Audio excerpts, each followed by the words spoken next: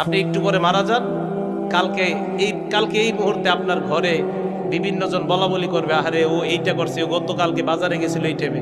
পরের দিন বলবে আহারে ও এই শীতের কাপড়টা পরতো। তৃতীয় দিন বলবে ও আসলে এই সেই।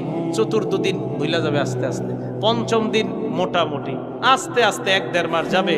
গতি পৃথিবীর মতো চলতে থাকবে, আকাশ আকাশের মতো থাকবে, বাতাস বাতাসের মতো থাকবে।